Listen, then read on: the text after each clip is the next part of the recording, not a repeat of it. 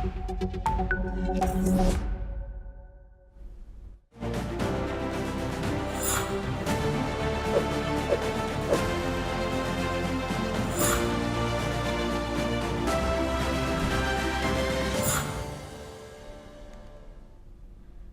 and welcome. I'm Asuma Kataoka and you are watching NewsX World. Let's take a look at G7 Summit.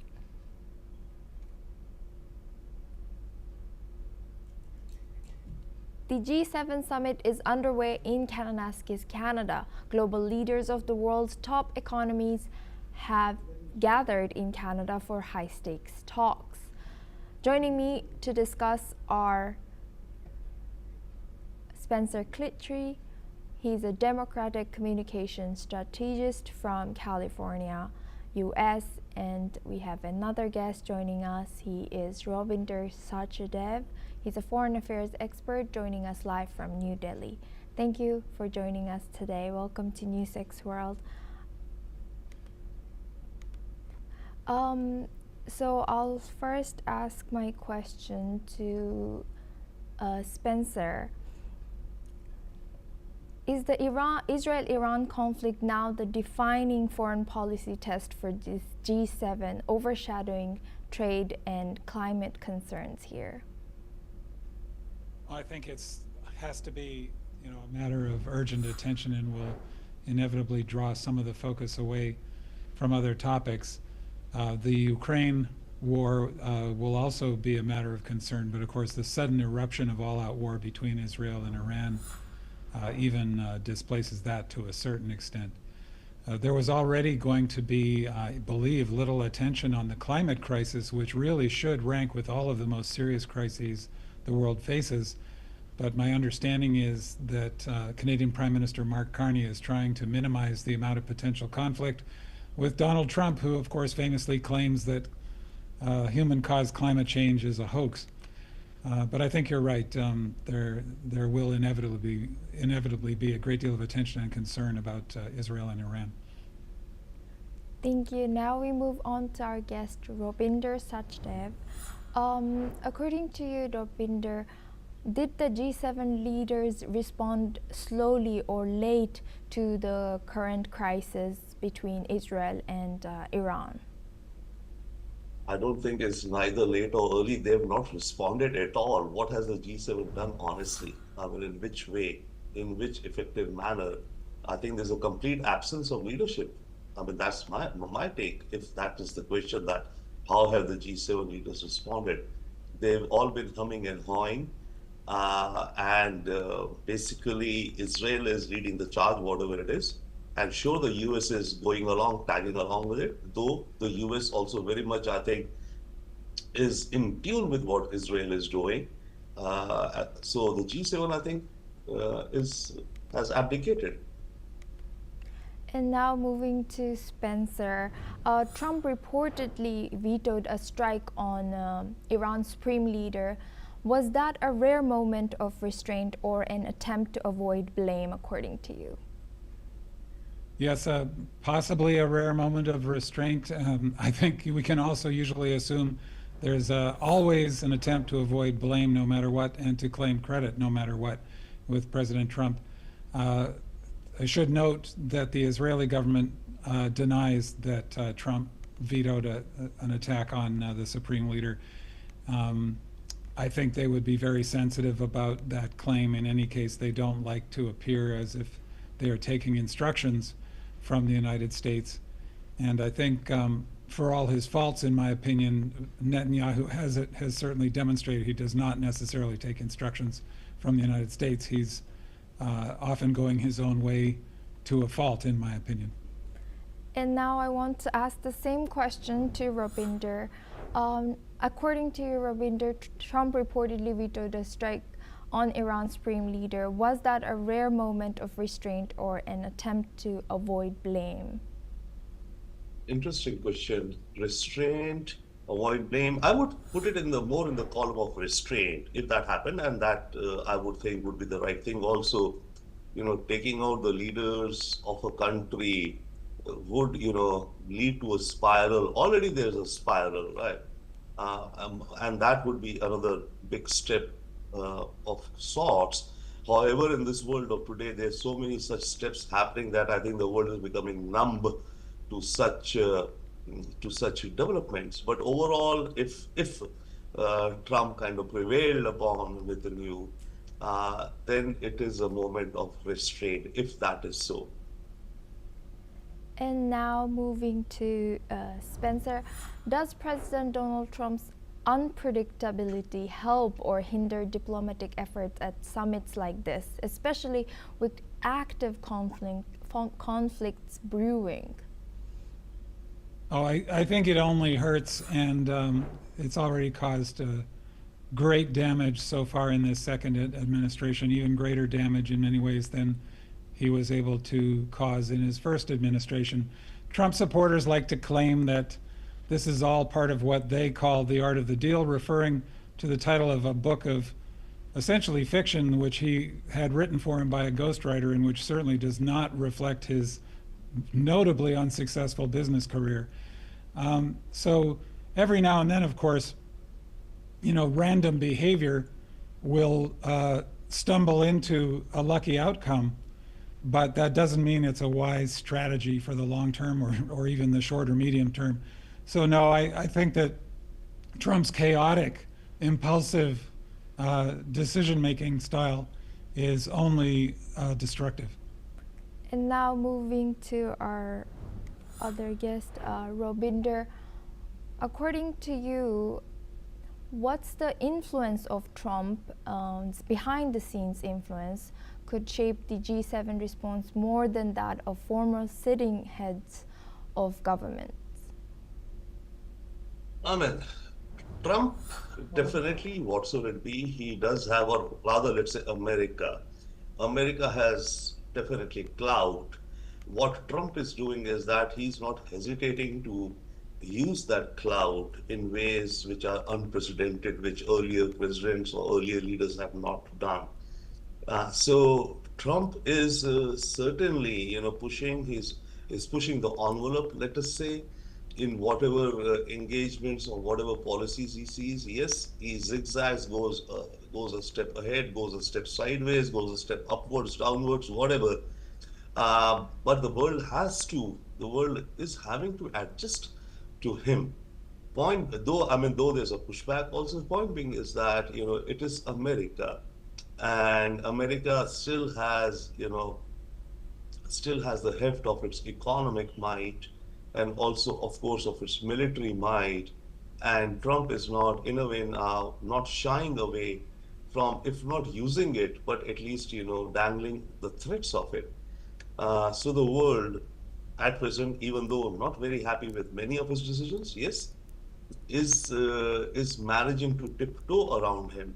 The point is that how long would it take before before not other world leaders, but let's say that before the world or majority or large portion of the world kind of moves away and starts ignoring America and Trump.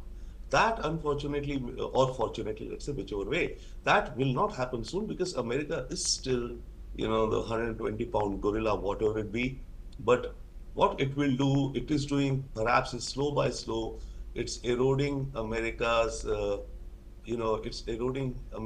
global, let's say, clout in terms of its soft power. And America seems to have veered now into thinking that, see, earlier America would espouse democracy world over, even if it were not kind of upholding democracy and working or in bed with dictators in many parts of the world. But at least that charade of nobility and statesman life was there. Now America and American dream and American exceptionalism and America as the beacon of democracy, etc. Howsoever imperfect, it's still there, better than most countries in the world. But now what America seems to be doing is that giving the go by to all of that and saying that, okay, it's only a muscular money and military with which America will conduct its foreign policy. So that's the shift. So there will be a pushback over time.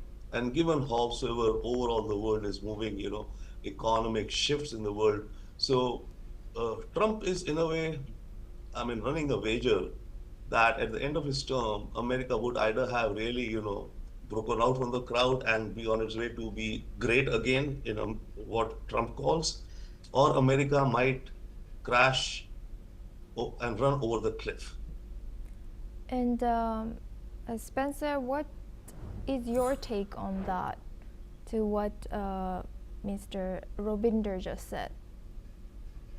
Yes, I agree that Trump is essentially giving away America's global leadership position, which it has held since World War II. And he seems to be doing his best to weaken America across every dimension, including the moral one, as was just pointed out. America, can never claim to have been perfect, but it has been unusual among nations in that it does claim to have a moral purpose, and America's leaders are usually not kidding when they say that they believe in that moral purpose, however far short some of them have fallen of it.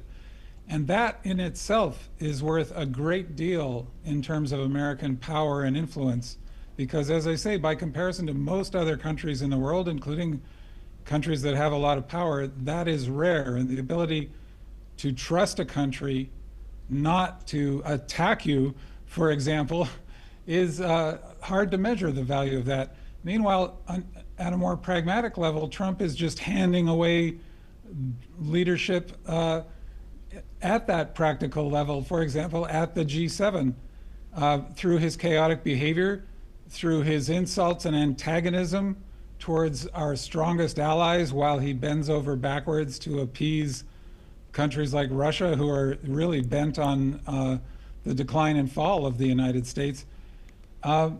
His essentially crazy tariffs policy, which can only weaken the American economy as it also disrupts the global economy.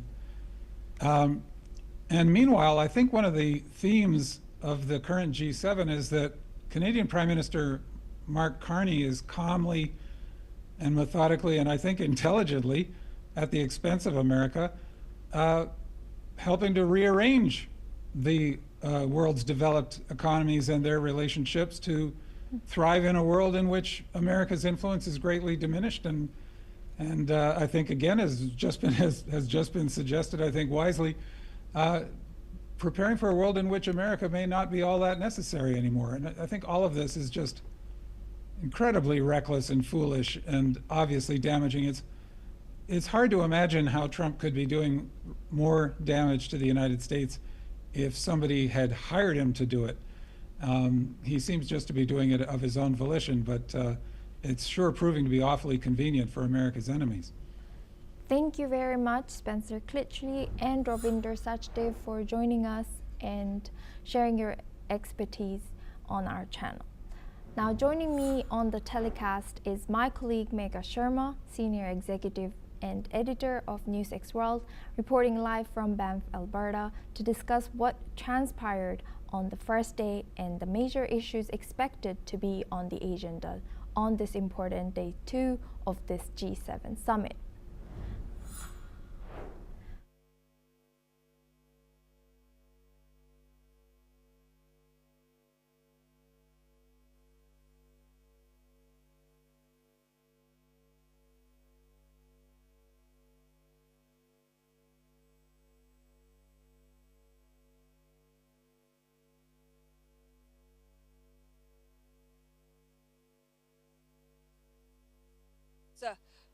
June 16th now, yesterday, the heads of the states of the G7 nations, which includes the United Kingdom, Japan, United States of America, France, Germany, they all arrived and were hosted by the Canadian Prime Minister Mark Carney. Now, all these leaders, after having arrived yesterday at Kananaskis Lodge, where the G7 Leader Summit is going to take place today.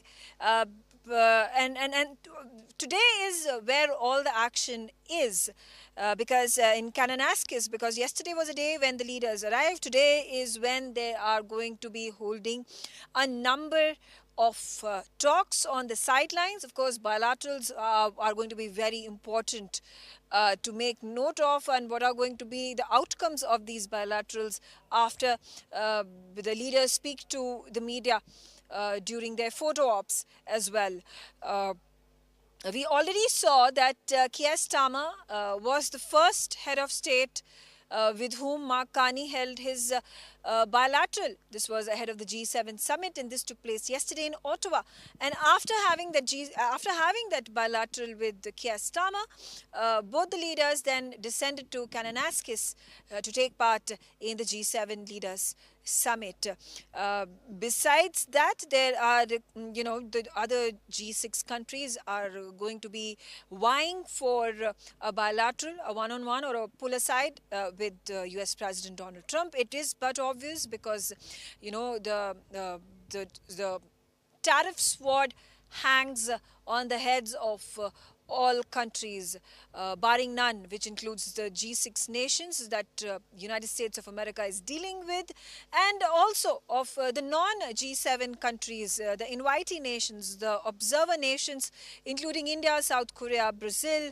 They all are dealing in their own way how to circumvent the tariffs that have been announced by Trump, the warnings that have been given, but at the same time hoping for a thaw of sorts, so that both countries, the respective countries, are mutually benefited from this tariff war, and then of course the big focus is obviously going to be the round table, the G7 round table that takes place. Mark Carney has laid out these important points, the agendas that he says are going to be the overall arching points for the G7 summit, leaders summit, and on top of it is the security and peace across the globe within the G7 nations. He has particularly laid emphasis on building supply chains for rare minerals. He has spoken about peace and dialogue as the way for democracies to function in tandem with each other.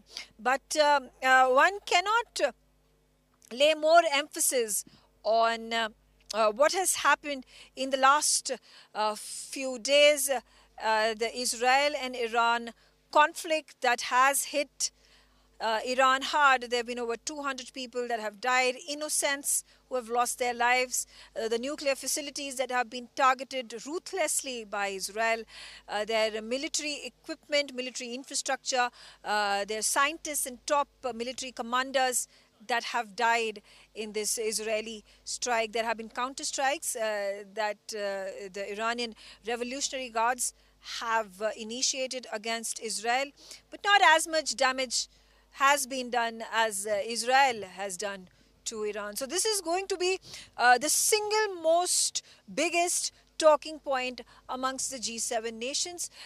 Keir Starmer already released a statement after the G7, after his bilateral happened with Carney, that it is going to be a point of discussion. It is going to be the focus point for the G7 nations to find a solution, a viable solution, moving towards a dialogue, moving towards peace talks. But how much of it will actually turn into reality?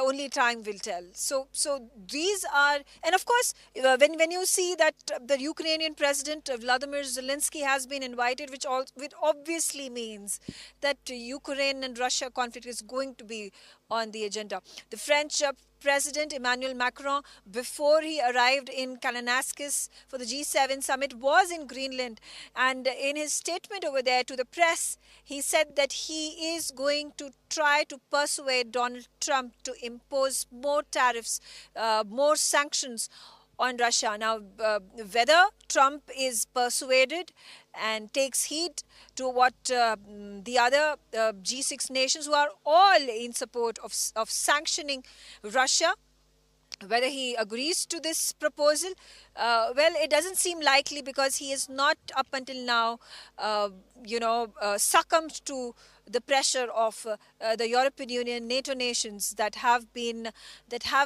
wanting United States to impose more and more sanctions on Russia. So these are issues that are going to be on the top of the agenda at the G7 Leaders Summit, Day 2. Most interesting, most exciting, because all the action happens today. And tomorrow there is going to be the joint communique that is going to be released, which will be an encapsulation of outcomes of the Leaders Summit. Megha, can you provide an update on the status of India-Canada ties with respect to the G7 summit? How has the dynamic between the two countries changed following Mark Carney's entry into this picture? Prime Minister Narendra Modi has completed his Cyprus visit that lasted 2 days, from 15th of June to 16th of June. And on 16th, he is going to be arriving in Alberta in Canada. He will be in Calgary, and from Calgary, he will reach Kananaskis, where the G7 Leaders Summit is taking place.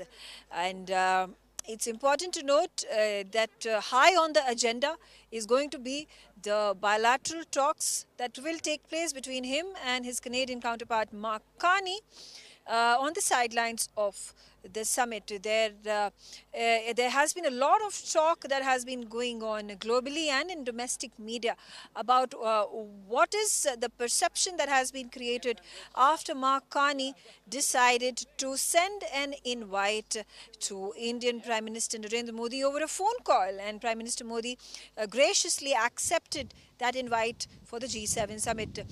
There was also, just a few days ago, Anita Anand, who is an Indian origin Canadian, who has been picked by Mark Carney himself to be the Foreign Minister of Canada. She was the one, after having elected, the first phone call went to the Indian External Affairs Minister S. Jaishankar, and talking about resolute steps that India and Canada can take to strengthen their ties diplomatically, strategically, economically, and at the people-to-people connect as well. And if we talk about what are the likely points that are going to be covered by both the leaders during their discussion that takes place in the bilateral. Number one, of course, we talk about trade and economics. Now, there is about $10 billion worth of trade that happens between both the countries, and to resuscitate the the trade and the economic ties for both countries, it is important to have a reset in relationship. Both India and Canada are set to gain from it, and it's highly important that it happens sooner than later. So that is going to be amongst the top of the agenda items that the leaders are going to pick. Remember, there were talks of completing the bilateral trade agreement between both countries, but that came to a standstill because of the strained ties between India and Canada under the Prime Ministership of Justin Trudeau. But with a more pragmatic view that Mark Carney seems to be taking, the likelihood of restoring ties and particularly trade talks towards a bilateral trade agreement cannot be ignored, cannot be sidelined. Number two agenda, and that has of course been the focus of media across the globe. This was the very reason, the killing of Hardeep Nijjar that happened, the assassination of Hardeep Nijjar that happened, and the blame that the Canadian government under Trudeau put on the Indian government for being involved in this assassination, which India has time and again resolutely denied, rejected. And that was the tipping point of the relationship nosediving between the relationship of both the countries nosediving. So that itself could be a point of conversation between both the leaders. Mark Carney has already made a public statement in this regard, saying that the law enforcement agencies in India and in Canada are working together. They are cooperating and to ensure that a fair and just investigation takes place in this case. In fact, Makani even went on to say that it would be remiss if Canada does not invite India for the G7 summit, keeping in mind India's stature as the fourth largest economy and the most populous country of the world. The number 3 issue that could likely be taken up by both the leaders when they hold their bilateral is going to be about the Khalistani terrorist extremist movement that has been gaining ground in Canada for several decades. India has been seeking support and cooperation of the Canadian government in rooting out this secessionist agenda by the Khalistanis, and violent protests that have taken place, anti-social activities that are being taken under the pretext of building a separate, under pretext of building a quote-unquote sovereign separate state of Khalistan. And these secessionist movements are in fact hurting the very essence of sovereignty and of integrity, territorial integrity of India, and this has been communicated time and again by India to Canada. So what is Mark Carney going to do after he holds these talks with Prime Minister Narendra Modi? Does he help in rooting out this scourge of Khalistani terrorism? Is something that we are going to be keeping a close eye on as well. So and of course, the issue of the people to people connect, cultural ties, education, very importantly. The largest number of students that immigrate to Canada are Indians, and they travel to Canada for higher studies, and that brings a lot of revenue into Canada. And these train ties have led to a loss that Canada at this point of time cannot bear because of its slowing economy and high inflation. So these are the points that are going to be discussed between the two leaders, and at the same time, Prime Minister Modi is going to be, maybe a pull aside that happens, or maybe a bilateral that happens with US President Donald Trump. Of course, that is going to be something to keep a close eye on, keeping in mind that India has been wanting to have a trade deal with the United States of America. There have been talks that have been going on at the trade representative level, at the Commerce Ministry level from both the states. The Commerce Secretary Lutnick and Commerce Minister of India Piyush Goyal both have been having talks, meetings, and the likelihood of a deal being struck between both countries is likely to happen sooner than later. Meanwhile, other bilaterals are likely to happen with the Italian Prime Minister Giorgia Meloni and the Japanese Prime Minister Shigeru Ishiba and other leaders as well. Meanwhile, when the G7 joint communique takes place, India definitely will have a say when it comes to the Ukraine-Russia conflict and the Middle Eastern crisis that the world is seeing. Thank you very much, Megha Sharma, for joining us all the way from Banff, Canada. Now, to further discuss the G7 summit, I'm joined by Roger Liu. He's an assistant professor at National Sun Yat-sen University, joining us live from Taipei. And we have another guest joining us. He's in former Ambassador Pradeep Kumar. He's a former diplomat. He's joining us live from Washington, D.C., U.S. So I would like to ask my first question to Roger. How are ongoing trade tensions, especially between U.S. and China, and US and EU disputes being pushed to the sidelines by the ongoing Israel and Iran war in this G7 summit? Well, I think the U.S.-China trade war actually is in the background of the G7, and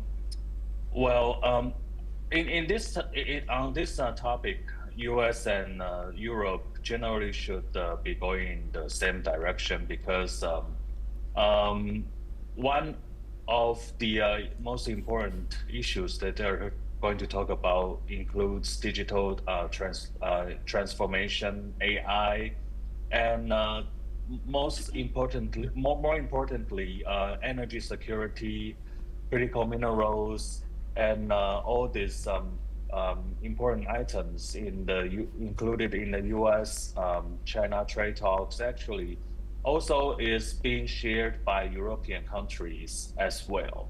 So if the countries can can focus on this, actually they can have consensus on this part.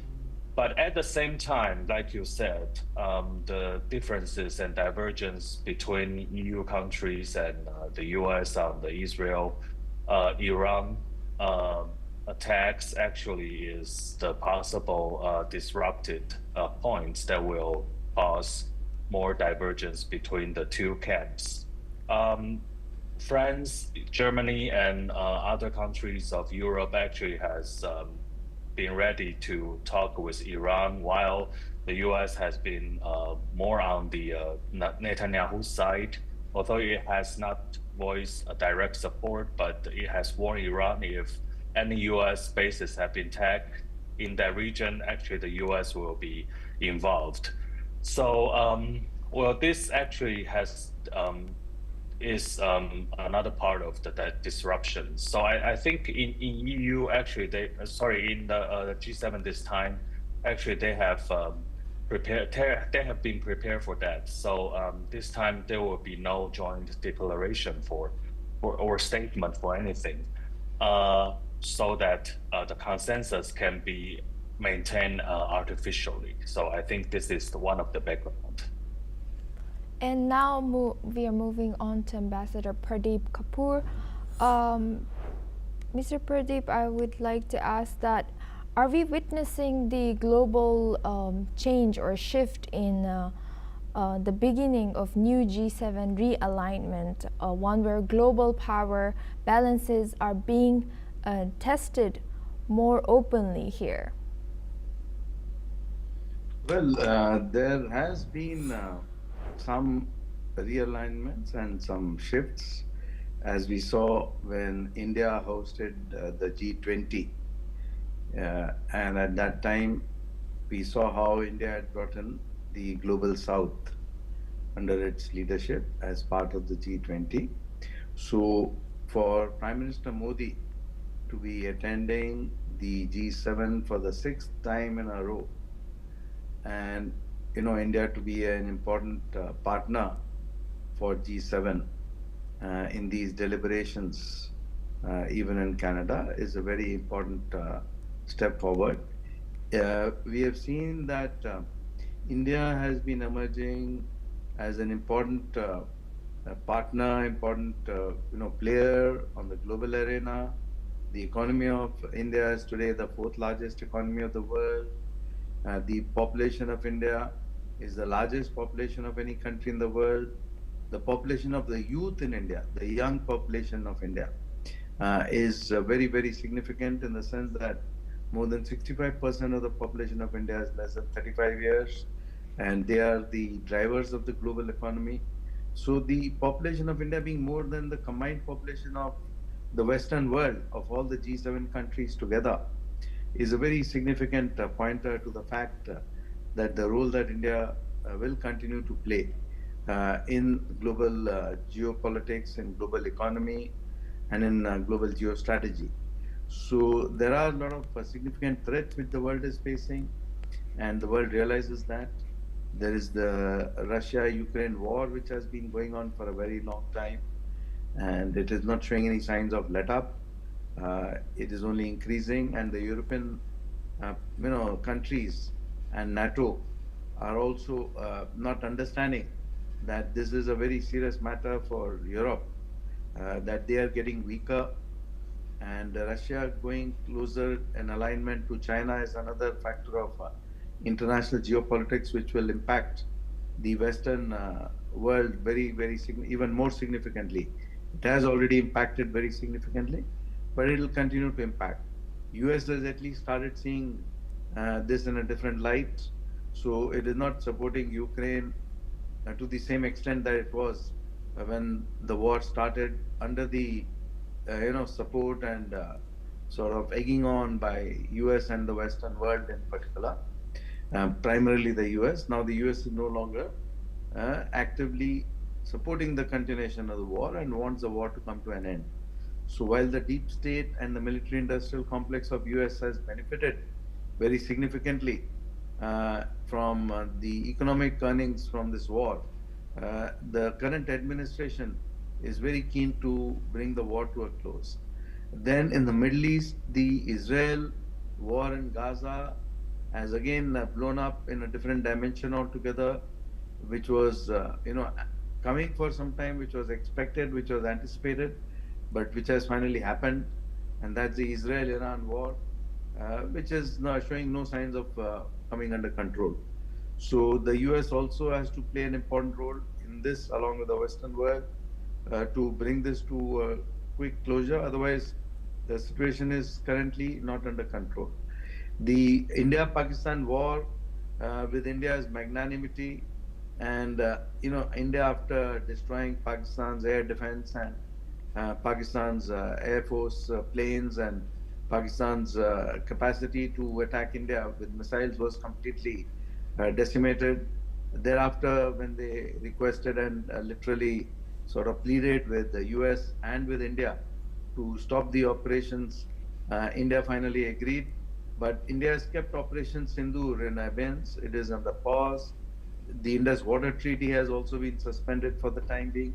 So Pakistan will continue to be under a lot of pressure till it really thinks about how it can disassociate itself actively from terrorism, from terror, from being a terror state, from being the epicenter of terror for the world. So that Pakistan has to come to terms with how it has to become a state which is not going to be supporting terror all the time.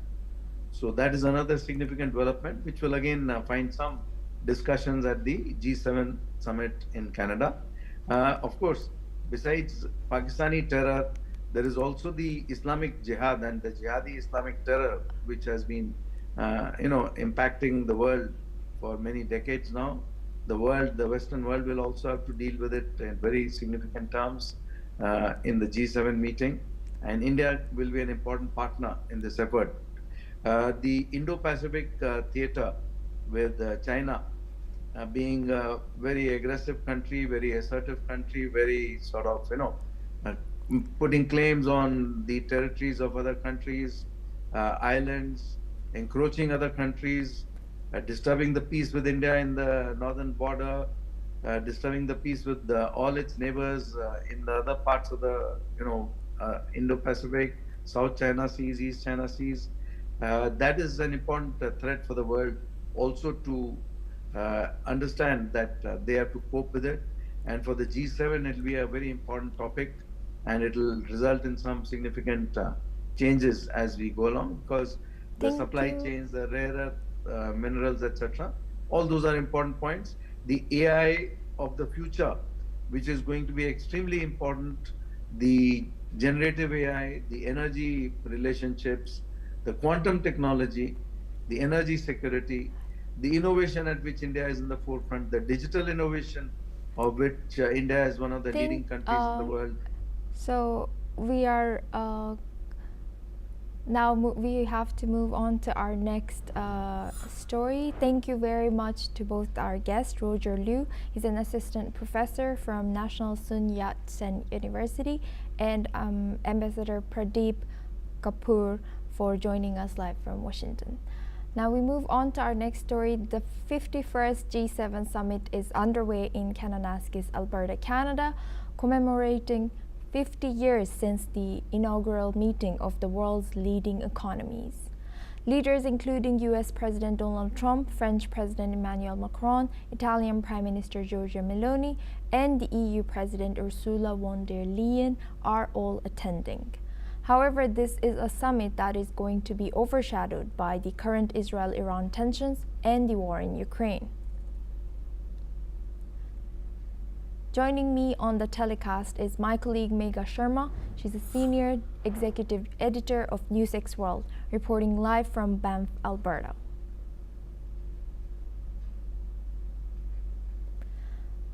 Megha, the group of G7 heads, 7 heads of states have arrived now, and what is day 2 looking like?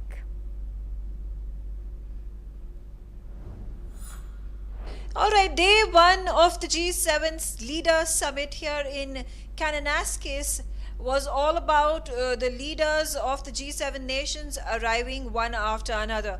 The first leader to arrive at Kananaskis was Keir Starmer, the United Kingdom Prime Minister, who was closely followed by the Canadian Prime Minister Mark Carney, Friedrich Merz, the German Chancellor, Cyril Ramaphosa, the South African President. We had Ursula von der Leyen, who was also present, who also arrived, who's the President of the European Council, Shigeru Ishiba, the Japanese Prime Minister, Emmanuel Macron, who arrived at 7 p.m. local time, the President of France, and finally at 8:30 p.m. local time, the US President Donald Trump arrived in Kananaskis for the G7 summit. Today there is other leaders, the G7 plus nations, the 6 nations that include India, South Korea, Mexico, we have Ukraine, we have Brazil, we also have the World Bank head, the World Bank President Ajay Banga, who will be present at the G7 summit. He is slated to arrive tomorrow as well, and that's what is expected. There is going to be, of course, the G7 roundtable that takes place. There is also going to be the G7 plus nations roundtable that also takes place. After that, there are going to be bilaterals that are going to take place. The first bilateral has already happened between Mark Carney and Keir Starmer. This happened in Ottawa before the leaders descended to Kananaskis later in the day. There are going to be bilaterals that Mark Carney is going to be holding with the US President Donald Trump, which is going to be very significant. He will be hosting a bilateral on the sidelines of the G7 summit with his Japanese counterpart, with the French counterpart, the German Chancellor. There are going to be bilaterals with the invitee nations, who are the observer nations for the G7 summit, including India and Mexico and South Korea and Ukraine as well. So it's an important day tomorrow, because all the big meetings, the bilaterals, the poolside meetings will take place tomorrow. The joint communique, meanwhile, will be released by the G7 heads of states day after, on 17th of June, which is the last day of the G7 summit. President Trump has also announced a press briefing that he will be holding on Tuesday. And Megha, Mark Carney has held his first bilateral with Keir Starmer ahead of the summit. And how are Canada-UK ties going to evolve in the wake of Trump's tariff wars? Now, the Canadian Prime Minister Mark Carney held the first bilateral of the G7 summit ahead of the G7 summit, in fact, with his British counterpart, Keir Starmer, and both leaders met in Ottawa. There were photo ops, and the leaders have spoken about stability and security, about procuring supply chains for rare minerals, about the strengthening of democracies. But on the anvil of the G7 summit, Keir Starmer was quick to mention that the talks are going to surround around the Middle East conflict that is escalating even as we speak. There is the Ukraine-Russia war that is also going to be discussed, was going to be big on the agenda, keeping in mind that the Ukrainian President Volodymyr Zelensky has also been invited to the G7 leaders summit. But when it comes to the bilateral between UK and Canada, it's interesting to note, of course, just a few weeks ago, it was King Charles who had arrived in Canada to preside over the Parliament, and that was also this was touched upon by Keir Starmer, again reiterating the fact that both the countries, Canada and United Kingdom, have a long, fruitful history, and this is only going to forge into an even more strengthened bilateral ties, strategic ties, diplomatic ties. Now, in wake of the Trump tariffs that have unnerved Canada and United Kingdom particularly no end, talks in the bilateral that was held between the two heads of states also focused on how trade can be increased between both the countries. Now, Canada faces tariffs on aluminum, on steel, on lumber, and also a crackdown that Donald Trump expects from the Canadian government on the illegal immigrants entering into its territory, as well as the drug smuggling and the arms smuggling that takes place on the Canadian border, which Mark Carney has taken serious note of, and action is already started on the illegal immigrants. So again, between UK and Canada, this is going to be a shared interest, a shared cause of concern, and therefore bringing them together naturally as natural partners to forge trade ties, economic ties that are going to be mutually beneficial to them. Now, building on to your answer, Keir Starmer has stated that the heads of states will discuss the unrest in the Middle East. What is expected to come out of it? It is going to be the center of conversation, the Middle East crisis, particularly the missile strikes that have killed over 200 people in Iran, the strikes that were initiated by Israel, and there has been a counter-offensive from Iran that has struck Jerusalem and some other parts of Israel, including Haifa, which has led to the death of a few civilians. Now, while the G7 nations have shown a united stand against Iran, condemning its nuclear program, nobody, in fact, has come forward condemning Israel for its strikes on the residential areas, on civilians, on innocent civilians that have died a brutal death in Iran because of the onslaught of the IDF in the last 48 hours on Iran. So that is going to be an interesting aspect that is going to be looked upon. And what is it that is going to be not just discussed, but a resolution that will be brought about? So what is expected is, as per the statements that are coming in from France, from Germany, from United Kingdom, from United States of America, what they are saying is that dialogue is the key to any sort of peace talks that can happen between Israel and Iran. The US President, just a short while ago, on his Truth Social page, has posted that Iran and Israel should come on the table on the negotiating table to discuss peace. But it's also contradictory to what has happened on the ground in the last 48 hours, when Israel has been struck, its residential areas completely destroyed, its military infrastructure and nuclear facilities being handicapped because of the Israeli strikes. There are so many innocent civilians that have killed. How can anybody expect Iran to sit down on the discussion tables across Israel and United States of America for peace talks. This is particularly in wake of a number of talks that had been initiated by United States of America, and the talks were, progressing, and just before the negotiation talks that were to happen in Muscat in Oman on Sunday, there were these, Iran was completely bombarded, completely caught unawares by the Israeli strikes. So those talks have obviously come to a knot, and if any progress is to be made to deter Iran from enriching uranium and working on its nuclear program, definitely bombing Iran is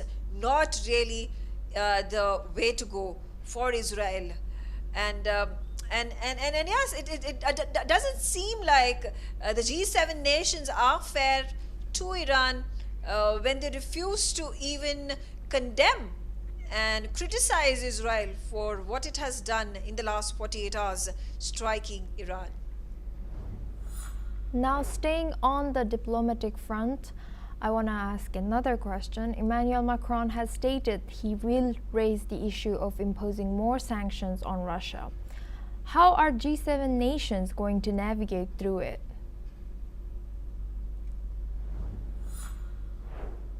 Yes, the French President Emmanuel Macron, who was in Greenland on Sunday before he arrived in Kananaskis for the G7 Leaders Summit, emphasized that he is going to be holding talks with the US President Donald Trump to persuade him to impose more heavier sanctions on Russia. Now, the NATO nations, barring United States and other European Union nations, have been unanimous in their resolve to target Russia through more sanctions, and also to build up their defense financing to counter the Russian attacks on Ukraine and not be completely reliant on United States of America. This has been a concern that has been raised by US President Donald Trump time and again, that US cannot be the savior of NATO. Every single time NATO goes to war, and particularly Ukraine at this point of time, that is in a conflict with Russia for over 3 years now. Donald Trump, who got himself involved in the conflict right at the start of his second term, hoped that there was going to be truce that was going to be negotiated by him in just 24 hours. Now, that has really been an impossible task for him. Despite the number of peace talks that his team has tried to negotiate between Ukraine and Russia, a number of these talks that are proposals that have been put forth, number of talks that have happened in Istanbul, phone calls that Trump has had with Zelensky and Putin, even face-to-face talks that Zelensky has had with Donald Trump, really have not brought any consensus to this war that continues unabated. How successful are the G7 nations, the 6 of the 7 nations, going to be in persuading Donald Trump to impose more sanctions on Russia is something that is anybody's guess. Trump at this point of time has not been favorable in his efforts to put sanctions on Russia, and that is because Trump is really wanting to be in the good books of President Putin, to have any iota of a deal that he could strike between Russia and Ukraine. Now, and to ensure that that happens, even if it's a rare possibility, Trump will have to strike a cordial tone with Putin, and imposing sanctions by America on Russia is not going to bring that result for Donald Trump. So again, a task at hand by the G6 nations, and including Ukraine, in wanting to impose more sanctions on Russia. But will Trump appease the G6 nations and Ukraine is anybody's guess. Thank you very much for joining us, Megha Sharma, from all the way from Canada. Well, that's all we have time for. We will continue to bring more news updates from around the world.